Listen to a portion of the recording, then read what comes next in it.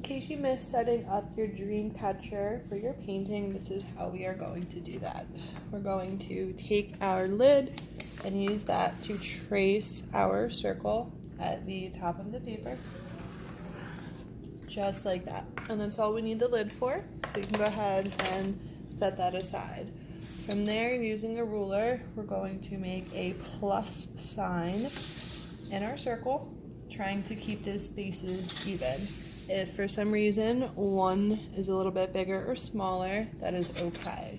From here, we're going to add 2 lines into each section. Try to take your time, making sure the line goes directly from the center to the outside, trying to get those spaces as even as you can. If one's a little bit bigger or smaller than one of the other sides, that is okay.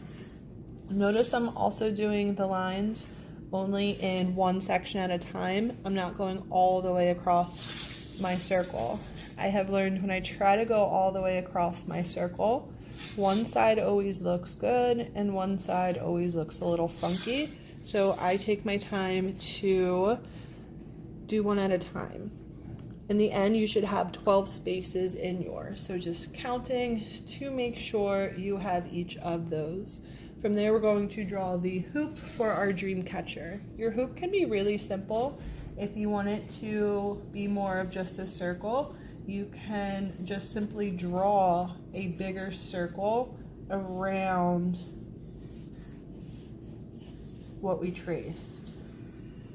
I think that's kind of boring, so I like to make mine look like more it was made out of branches or something like that. So I like to add in these little pieces coming off of it so it looks more natural, more organic, but everyone's different. Some people like the circle, some people just put a little wave going around it so it's not a straight line.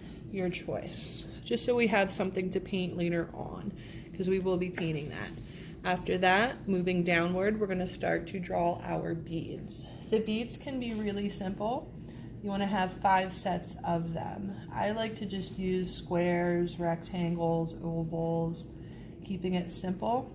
You may be switching up what they look like just to make it more interesting, but that is your decision. So I made my beads. I have 5 sets of them.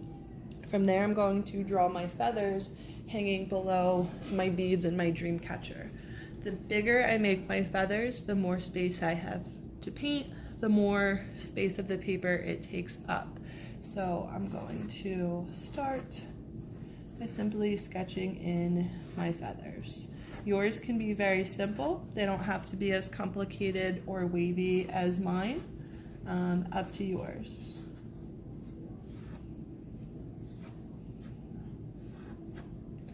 So I even kind of curve this end one out a little bit to give it room. And so I just have more space to paint. The bigger the feathers, the more room you have to paint in the end.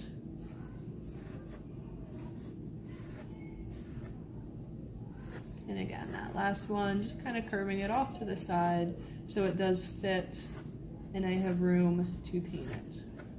So I have my feathers. Here are a few other feather shapes that I have found that you could always use. So it can be a lot more simple, just the 2 lines, more fancy, your choice, just to give you some examples.